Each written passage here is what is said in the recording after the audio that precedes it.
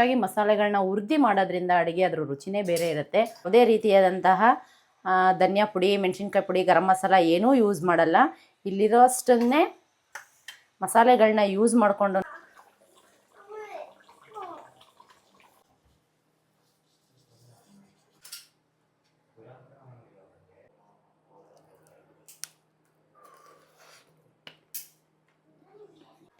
Hello ಎಲ್ರಿಗೂ ನಮಸ್ಕಾರ. Welcome to ಆಶಾ ಅಡುಗೆ ಮನೆ ಯೂಟ್ಯೂಬ್ ಚಾನಲ್. ನಾವು ಪ್ರತಿ ಸಲ ಚಿಕನ್ನಲ್ಲಿ ಚಾಪ್ಸು, ಕಬಾಬು, ಬಿರಿಯಾನಿ, ಬೇರೆ ಬೇರೆ ಸಾಂಬಾರು, ಬೇರೆ ಬೇರೆ ಗ್ರೇವಿಗಳನ್ನ ಮಾಡಿ ಟೇಸ್ಟ್ ಮಾಡೋದನ್ನು ತೋರಿಸಿದ್ದೆ.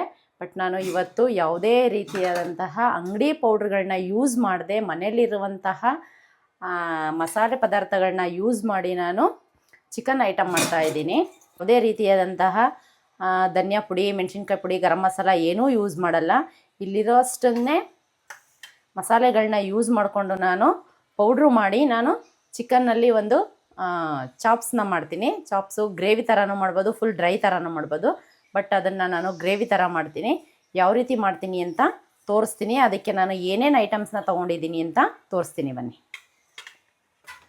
1-2 ಸ್ಪೂನು ಧನಿಯಾ, 1 ಸ್ಪೂನ್ ಜೀರಿಗೆ, 1 ಸ್ಪೂನ್ ಮೆಣಸು, ಇದು ಕಸೂರಿ ಮೇಥಿ, 1 ಸ್ಟಾರ್ ಹೂವು, ಚಕ್ಕೆ, ಲವಂಗ, 1-2 ಸೋಂಪು, ಇದು ಬ್ಯಾಡಿಗೆ ಮೆಣಸಿನ್ಕಾಯಿ ಕಲ್ಲರ್ಗೆ, ಗುಂಟೂರು ಮೆಣಸಿನ್ಕಾಯಿ ಖಾರಕ್ಕೆ, ಇದು ಕೊಬ್ಬರಿ ಹಾಕೋದು ಟೇಸ್ಟ್ ಇರುತ್ತೆ. ಮತ್ತು ಕಾಯಿ ಹಾಕಿದ್ರೆ ಅದು ಈಗ ಬೇಸಿಗೆ ಜಾಸ್ತಿ ಆಗಿರೋದ್ರಿಂದ, ಬಿಸಿಲು ಬೇರೆ ಇರೋದ್ರಿಂದ ಹೋಗುತ್ತೆ ಅಂತ ಅಂದ್ಬಿಟ್ಟು ಕಾಯಿ ಕೂಡ ಹಾಕ್ಬೋದು. ಬಟ್ ನಾನಿಲ್ಲಿ ಡ್ರೈ ಆಗಿರೋಂತಹ ಕೊಬ್ಬರಿನ ಹಾಕ್ತಾಯಿದ್ದೀನಿ.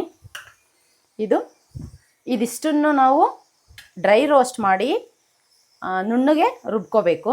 ಮತ್ತು ಇದು ಒಗ್ಗರಣೆಗೆ ಒಂದು ಸ್ವಲ್ಪ ಕಸೂರಿ ಮೇಥಿ, ಚಕ್ಕೆ, ಲವಂಗ, ಇದು ಪಲಾವ್ ಎಲೆ, ಮತ್ತು ಇದು ಚಾಪ್ ಮಾಡಿರೋಂತಹ ಈರುಳ್ಳಿ. ನೀಟಾಗಿ ನನ್ನ ಹತ್ರ ಇರುವಂತಹ ಈ ಚಾಪರಲ್ಲಿ ನೀಟಾಗಿ ಇದನ್ನು ಕಟ್ ಮಾಡಿ ಇಟ್ಕೊಂಡಿದ್ದೀನಿ. ಪೇಸ್ಟು ಕೂಡ ಮಾಡಾಕ್ಬೋದು, ಹಾಗೆ ಚಾಪ್ ಕೂಡ ಮಾಡಾಕ್ಬೋದು. ಬಟ್ ನೀಟಾಗಿ ನಾನು ಚಿಕನ್ ಜೊತೆ ಮಸಾಲೆ ಜೊತೆ ಎಲ್ಲ ನೀಟಾಗಿ ಅಂಟ್ಕೊಳ್ಳಿ ಅಂತ ಅಂದ್ಬಿಟ್ಟು ಇದನ್ನು ಸಣ್ಣದಾಗಿ ಚಾಪ್ ಮಾಡಿದ್ದೀನಿ. ಮತ್ತು ಟೊಮೊಟೊನೂ ಕೂಡ ಅಷ್ಟೇ ಪೇಸ್ಟ್ ಮಾಡಿ ಹಾಕ್ಬೋದು. ಇಲ್ಲ ಅಂತ ಅಂದರೆ ನೀಟಾಗಿ ನೋಡಿ ಪೇಸ್ಟ್ ರೀತಿಯೇ ಆಗೋಗಿದೆ ಗ್ರೈಂಡ್ ಮಾಡಿರೋದು.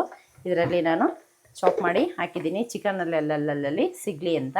ಶುಂಠಿ ಬೆಳ್ಳುಳ್ಳಿ ಪೇಸ್ಟು ಇದು ಮನೇಲೇ ಮಾಡಿ ಇಟ್ಕೊಂಡಿರ್ತೀವಿ ನಾವು ಯಾವಾಗಲೂ ಅಷ್ಟೇ. ಶುಂಠಿ ಬೆಳ್ಳುಳ್ಳಿ ಪೇಸ್ಟು, ಅರಶಿನ ಮತ್ತು ರುಚಿಗೆ ಉಪ್ಪು. ಇವಾಗ ನಾವು ಯಾವ ರೀತಿ ಮಾಡೋದು ಅಂತ ತೋರಿಸ್ತೀನಿ ಬನ್ನಿ. ಬಾಂಡಿ ಇಟ್ಟಿದ್ದೀನಿ, ಒಂದು ತೊಟ್ಟೆ ಅಷ್ಟೇ ಎಣ್ಣೆ ಹಾಕಿದ್ದೀನಿ. ಒಂದು ಸ್ವಲ್ಪ, ಏಕೆಂದರೆ ಮೆಣಸಿನ್ಕಾಯಿ ಆಗಿರೋದ್ರಿಂದ ಘಾಟ್ ಬರುತ್ತೆ. ಸೊ ಅದಕ್ಕೋಸ್ಕರ ನಾನು ಒಂದು ಸ್ವಲ್ಪ ಎಣ್ಣೆನ ಚುಮ್ಕಿಸಿದ್ದೀನಿ ಅಷ್ಟೇ. ಇವಾಗ ಎಲ್ಲ ಪದಾರ್ಥಗಳನ್ನೂ ಒಂದೇ ಸಲ ಹಾಕ್ಕೊಂಡು ನೀಟಾಗಿ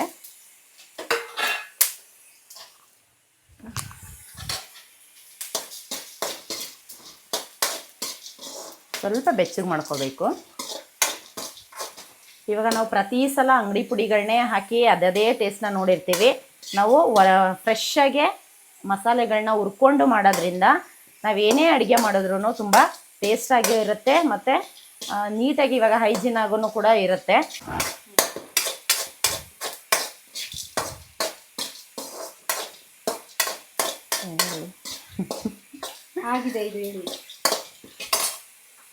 ಇವಾಗ ಇದು ಆಗಿದೆ. ಜಾಸ್ತಿ ಸೀಸ್ಕೋಬಾರ್ದು, ಸೀದೋಗ್ಬಿಟ್ರೆ ಮಸಾಲೆ ಅದು ಕಲರ್ ಚೇಂಜ್ ಆಗುತ್ತೆ. ಸ್ವಲ್ಪ ಬೆಚ್ಚಗಾದರೆ ಸಾಕು, ಕಲರು ನೀಟಾಗಿ ಬರುತ್ತೆ. ಇವಾಗ ಇದನ್ನು ಗ್ಯಾಸ್ ಫ್ಲೇಮ್ ಆಫ್ ಮಾಡಿ ಕೊಬ್ಬರಿನ ಸೇರಿಸಿ ಸ್ವಲ್ಪ ಹುರಿದ್ಬಿಟ್ಟು ನೀಟಾಗಿ ರುಬ್ಕೊಂಡು ಬರೋಣ. ಕೊಬ್ಬರಿ ಘಮ ಚೆನ್ನಾಗಿ ಬರ್ತಾ ಇದೆ. ನಾವು ಮಸಾಲೆ ಹಾಕಿ ಸಾರು ಮಾಡಬೇಕಾದ್ರೆ ಯಾವುದಕ್ಕೆ ಆದರೂ ಅಷ್ಟೇ ಅಡುಗೆ ಮಾಡುವಾಗ ಕಾಯಿಂದೇ ಒಂಥರ ಟೇಸ್ಟ್ ಬರುತ್ತೆ, ಕೊಬ್ಬರಿದೇ ಟೇಸ್ಟ್ ಒಂಥರ ಇರುತ್ತೆ. ಎಲ್ಲ ಫಂಕ್ಷನ್ಗಳಲ್ಲಿ ನಾರ್ಮಲಾಗಿ ಜಾಸ್ತಿ ಯೂಸ್ ಮಾಡೋದು ಕೊಬ್ಬರಿನೇ, ಮತ್ತು ಬೇಗ ಹಾಳಾಗೋದಿಲ್ಲ.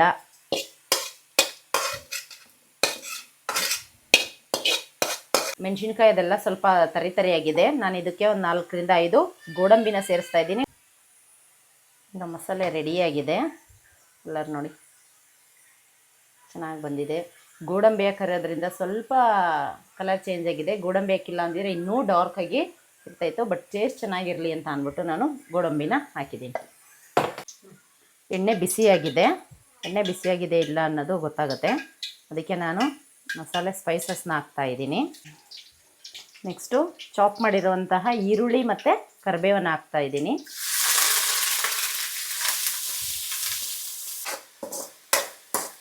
ಈರುಳ್ಳಿ ಫ್ರೈ ಆಗಿದೆ, ಅದಕ್ಕೆ ನಾನು 1 ಸ್ಪೂನು ಶುಂಠಿ ಬೆಳ್ಳುಳ್ಳಿ ಪೇಸ್ಟು ಹಾಕ್ತಾಯಿದ್ದೀನಿ. ನೀಟಾಗಿದ್ದು ಹಸಿ ವಾಸನೆ ಹೋಗೋವರೆಗೂ ಫ್ರೈ ಮಾಡೋಣ. ಹಸಿ ವಾಸನೆ ಹೋಗೋವರೆಗೂ ನೀಟಾಗಿ ಫ್ರೈ ಆಗಿದೆ. ಇವಾಗ ತೊಳೆದಿಟ್ಟಿರೋಂಥ ಚಿಕನನ್ನು ಹಾಕ್ತಾಯಿದ್ದೀನಿ.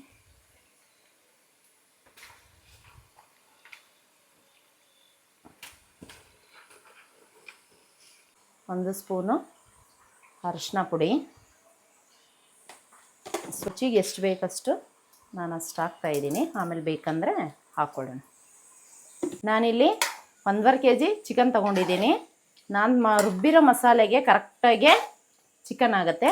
ನೀವೆಷ್ಟು ತೊಗೋತೀರ ಚಿಕನ್ನು ಅದ್ರ ಮೇಲೆ ನೋಡಿಕೊಂಡು ನೀವು ಮಸಾಲೆಗಳನ್ನ ತೊಗೊಂಡು ಫ್ರೈ ಮಾಡಿ ನೀಟಾಗೆ ಪೇಸ್ಟ್ ಮಾಡಿ ಮಸಾಲೆನ ಹಾಕಿ ಮಾಡ್ಬೋದು. ಇವಾಗ ಚಿಕನ್ನ ನೀಟಾಗೆ ಮಿಕ್ಸ್ ಮಾಡಿದ್ದೀನಿ. ಇದು ಬೆಂದು ನೀರು ಬಿಟ್ಟರೆ ಮಸಾಲೆ ಹಾಕಿ ಮುಚ್ಚಿದ್ರೆ ಚಿಕನ್ ಗ್ರೇವಿ ರೆಡಿಯಾಗುತ್ತೆ. ಟೊಮೊಟೊನೂ ಕೂಡ ಜೊತೆಲಿ ಹಾಕಿ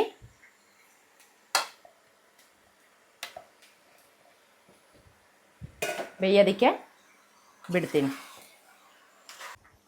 ಪ್ಯೂರಿ ಕೂಡ ಮಾಡಿ ಹಾಕ್ಬೋದು. ನಾವು ಬೇಯ್ಕೊಳ್ಳುತ್ತಲ್ಲ ಅಂತ ಅಂದ್ಬಿಟ್ಟು ಅದೇ ಸಣ್ಣ ಸಣ್ಣಗೆ ನೀಟಾಗೆ ಚಾಪ್ ಮಾಡಿ ಹಾಕಿದ್ದೀನಿ. ಚಿಕನ್ನು ಬೆಂದಿದೆ. ಇವಾಗ ನಾನು ರುಬ್ಬಿರೋಂಥ ಮಸಾಲೆನ ಹಾಕ್ತಾಯಿದ್ದೀನಿ.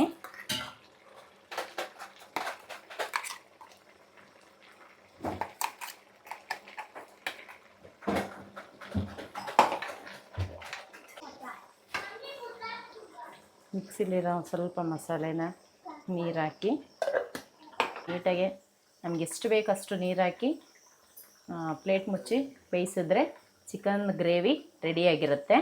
ಮತ್ತು ಇದನ್ನು ಫುಲ್ ಡ್ರೈ ಥರನೂ ಮಾಡ್ಕೋಬೋದು, ನೀರು ಬೇಯ್ದು ಗ್ರೇವಿ ಥರ ಬೇಕು ಅಂದರೆ ಗ್ರೇವಿ ಥರನೂ ಮಾಡ್ಕೋಬೋದು.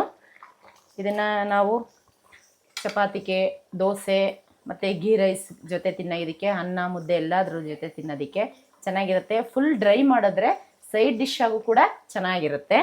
ನೀವೂ ಕೂಡ ಟ್ರೈ ಮಾಡಿ ಹೇಗಿರುತ್ತೆ ಅಂತ ಕಾಮೆಂಟ್ ಮಾಡಿ.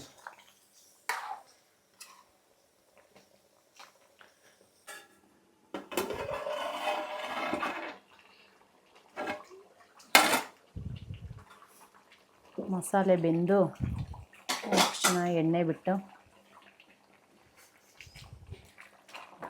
ಅಂತಿದೆ.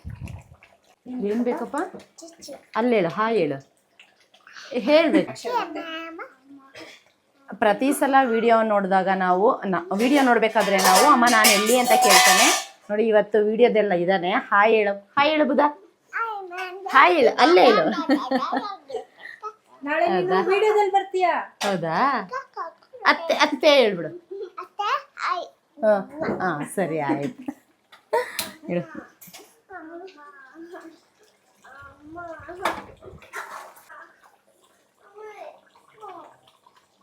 ಇವರಿಬ್ರು ಕುಚುಕುಗಳು. ಅಲ್ಲಿ ನೋಡಲ್ಲಿ, ಅಲ್ಲಿ ನೋಡಲ್ಲಿ, ಇವರು ವಿಷ್ಣುವರ್ಧನ್.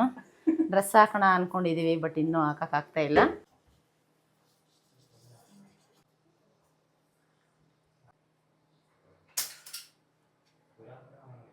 ಇವಾಗ ಅನ್ನ ಮತ್ತು ಚಿಕನ್ ಗ್ರೇವಿ ರೆಡಿಯಾಗಿದೆ. ನಾನು ತಿಂದು ಟೇಸ್ಟ್ ಮಾಡಿ ಹೇಳ್ತೀನಿ. ಒಂದು ಸ್ವಲ್ಪ ಅನ್ನ ತಗೊಂಡು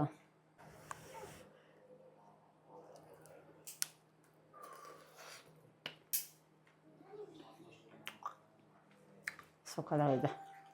ನಾನ್ ವೆಜ್ಗೆ ಯಾವಾಗಲೂ ನಿಂಬೆಹಣ್ಣು ಎತ್ಕೊಂಡು ಅದ್ರ ಟೇಸ್ಟೇ ಬೇರೆ ಇರುತ್ತೆ.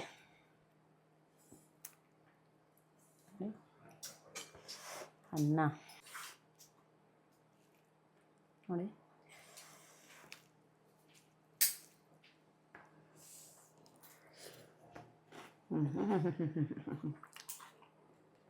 ನಿಜ ರೆಸ್ಟೋರೆಂಟಲ್ಲಿ ಇದ್ದಂಗೆ ಐತೆ. ತುಂಬ ಚೆನ್ನಾಗೈತೆ. ನೀವು ಟ್ರೈ ಮಾಡಿ. ರೆಡಿಮೇಡ್ ಮಸಾಲೆ ಯೂಸ್ ಮಾಡಿ ಮಾಡೋದಕ್ಕಿಂತ ಮನೇಲಿ ಫ್ರೆಶ್ ಆಗಿ ಮಸಾಲೆಗಳನ್ನ ಹುರಿದು ಅಡುಗೆ ಮಾಡಿದ್ರೆ ತುಂಬ ಚೆನ್ನಾಗಿರುತ್ತೆ. ನಾವು ರೆಡಿಮೇಡ್ ಮಸಾಲ ಯೂಸ್ ಮಾಡ್ತೀವಿ, ಬಟ್ ಎಮರ್ಜೆನ್ಸಿ ಇದ್ದಾಗ ಮಾಡಲೇಬೇಕು. ಬಟ್ ಫ್ರೀಯಾಗಿದ್ದಾಗ ಮನೇಲೇ ಫ್ರೆಶ್ಶಾಗಿ ಮಸಾಲೆಗಳನ್ನ ಹುರಿದು ಮಾಡೋದ್ರಿಂದ ಅಡುಗೆ ಅದ್ರ ರುಚಿನೇ ಬೇರೆ ಇರುತ್ತೆ. ನೀವು ಒಂದು ಸಲ ಟ್ರೈ ಮಾಡಿ ಹೇಗಿತ್ತು ಅಂತ ಕಮೆಂಟ್ ಮಾಡಿ. ಮುಂದಿನ ವಿಡಿಯೋದಲ್ಲಿ ಸಿಗ್ತೀನಿ. ಅಲ್ಲಿವರೆಗೂ ನೋಡ್ತಾ ಇರಿ ಆಶಾ ಅಡುಗೆ ಮನೆ ಯೂಟ್ಯೂಬ್ ಚಾನಲ್.